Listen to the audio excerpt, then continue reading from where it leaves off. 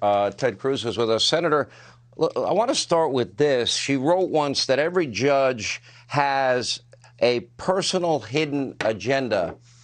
And when I heard that, I'm thinking, what is her hidden agenda? We ever get an answer on that?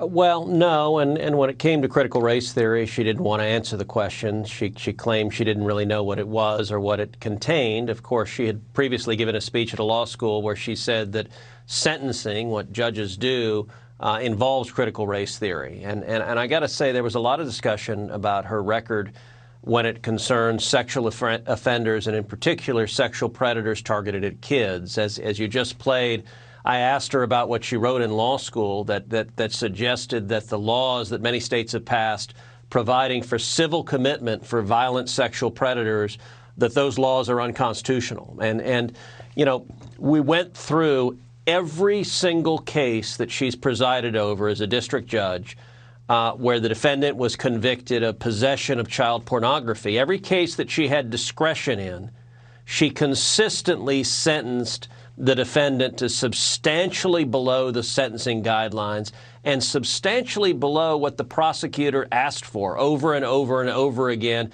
She averaged sentencing them 48% less than the prosecutor asked for, and that was in 100% of the cases where she had discretion, where there wasn't a plea agreement or a mandatory minimum sentence. It really is a disturbing pattern, and when she was asked, for example, one case involved an 18-year-old man who had multiple videos, explicit videos of young children, 12-year-olds, 11, 10, as young as 8 years old, engaged in explicit sexual activity, in one instance being the victim of a violent rape. And she sentenced the 18-year-old man who had these videos on his computer to just 3 months in jail. The federal sentencing guidelines said 10 years. She gave him 3 months, and I got to say, when she was asked about it, she couldn't give a good explanation about why repeatedly she gave light sentences, lenient sentences to sex offenders when the law didn't support that. I watched the exchange. I couldn't believe it myself, Senator. I want to go back to critical race theory. More specifically, yep. I believe the speech you were referring to was at Michigan's law school.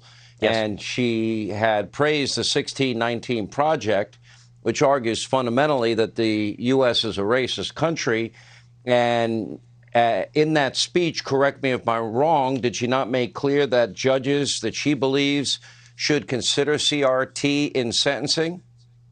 That's explicitly what she said, is that sentencing, she was talking about how interesting sentencing is, and she says it involves lots of things, including critical race theory. And when I asked her about it, she initially contended she had no idea what it was and that it had nothing to do with her job. And then I confronted her with her own quote saying that sentencing involves critical race theory, and she didn't have an answer to that. Look, it's a little bit of the game, unfortunately, that we've seen from Biden judicial nominees, where they claim to have no philosophy, they claim not to know anything about whatever they believe, and then they get on the bench and they vote hard left. And I think there's real reasons to have concerns that if Judge Jackson becomes Justice Jackson, that we will see a vote on the far left, very possibly the furthest left of any of the 9 justices, particularly on criminal justice issues. It's an odd thing, but for 30 years, she has been advocating lighter sentences, more lenient treatment for sexual offenders, both sexual offenders who target kids and just in general, sex offenders. And I got to say that doesn't make any sense to me, and I think to most Americans. What about the issue of court packing? She refuses to answer that question. I'm a little surprised why she refuses to answer that question. Simple question.